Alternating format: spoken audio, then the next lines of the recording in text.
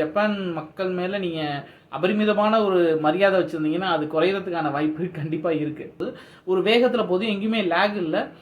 தாராளமாக தமிழ் டப்பிங்கில் நெட்ஃப்ளிக்ஸில் அவைலபிளாக இருக்குது. தாராளமாக உட்காந்து பார்க்கலாம். நல்ல ஒரு அனுபவம் இருக்கும். வணக்கம், பேரன்புடன் உங்கள் விஜயன். இன்றைக்கி வந்து நம்ம புல்லட் ட்ரெயின் எக்ஸ்ப்ளோஷன் இந்த திரைப்படத்தோட விமர்சனம் தான் பார்க்க போகிறோம். 1975 வந்த ஜப்பானீஸ் படமான த புல்லட் ட்ரெயின் அதோட சீக்குவலாக இப்போது நெட்ஃப்ளிக்ஸில் டேரக்ட் ஓடிடி ரிலீஸாக சமீபத்தில் வெளியாகி இருக்கிற இந்த திரைப்படம் முழுக்க ஜப்பானீஸ் திரைப்படம், ஆனால் தமிழ் டப்பிங்கில் இருக்குது. ஜப்பானீஸ் படம் பார்க்காதவங்களுக்கு இது ஒரு புது அனுபவமாக இருக்கும். அப்புறம் ஃபஸ்ட்டே டிஸ்க்ளைமர் சொல்லிடுறேன், ஜப்பான் மக்கள் மேலே நீங்கள் அபரிமிதமான ஒரு மரியாதை வச்சுருந்தீங்கன்னா அது குறையிறதுக்கான வாய்ப்பு கண்டிப்பாக இருக்குது. படத்தோட கதை என்ன அப்படின்னா, ஒரு புல்லட் ட்ரெயின் டோக்கியோ நோக்கி கிளம்புது. கிட்டத்தட்ட 500 கிலோமீட்ரு.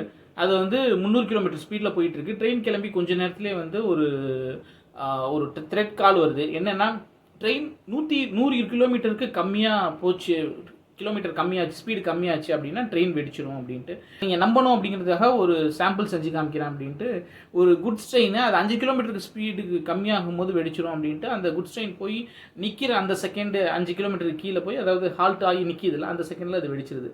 அப்போ தான் அதோட சீரியஸ்னஸ் எல்லாரும் புரிஞ்சு அந்த ட்ரெயினை காப்பாற்றுறதுக்கான எல்லா முயற்சியும் செய்கிறாங்க. அந்த ட்ரெயின் காப்பாற்றப்பட்டுதா இல்லையா அப்படின்ட்டு. சீக்வல்னு ஒன்று அந்த படம் பார்த்துட்டு இது பார்க்கணுமா அப்படின்னா தேவை கிடையாது.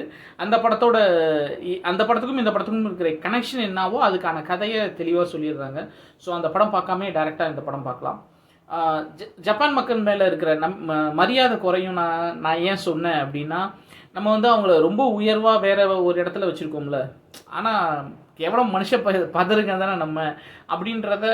அவர்களும் மனிதர்கள் தானே, நம்மன்னு இல்லை, உலகத்தில் எல்லா மனிதர்களும் ஒரே மாதிரி தான் ரியாக்ட் பண்ணுவாங்க. எல்லா விஷயத்துலையுமே ஒரே மாதிரி தான் இருப்பாங்க. அவங்களோட நல்ல குணங்களாக இருக்கட்டும், கெட்ட குணங்களாக இருக்கட்டும், அது எல்லார்கிட்டையும் இருக்குது.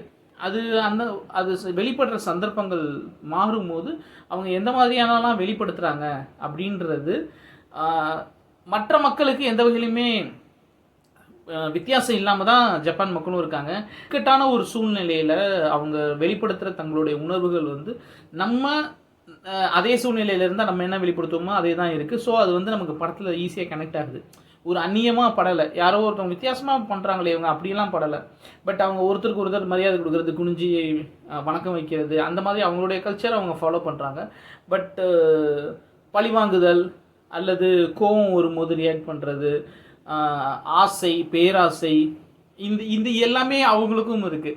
எனக்கு அது ஆச்சரியமாக இருந்துச்சு. ஏன்னா இதெல்லாம் அவங்க இல்லாத ஒரு உன்னதமான மனிதர்கள், உலகத்திலேயே மிகச்சிறந்த மனிதர்கள் அப்படின்ற ஒரு பிம்பம் எனக்குமே இருக்குது, நிறைய பேருக்குமே இருக்குது. அதை இந்த படம் உடைக்குது. மற்றபடி பெர்ஃபார்மன்ஸு, டெக்னிக்கல், எந்த விஷயத்துலையும் பெர்ஃபார்மன்ஸு எல்லாருமே நல்லா பண்ணியிருக்காங்க. டெக்னிக்கலி தி சவுண்டு படம். ஆக்சுவலாக இது வந்து ஒரு தேட்டரில் வந்திருக்க வேண்டிய ஒரு படம்.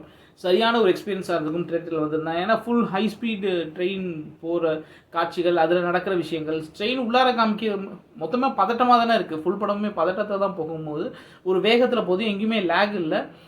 தாராளமாக தமிழ் டப்பிங்கில் நெட்ஃப்ளிக்ஸில் அவைலபிளாக இருக்குது. தாராளமாக உட்காந்து பார்க்கலாம். நல்ல ஒரு அனுபவம் இருக்கும். இந்த விஷயம் பிடிச்சிருந்தா லைக் பண்ணுங்கள், ஷேர் பண்ணுங்கள், கமெண்ட் பண்ணுங்கள், நம்ம சேனல் சப்ஸ்கிரைப் பண்ணுங்கள். அன்பை பகிர்வோம்.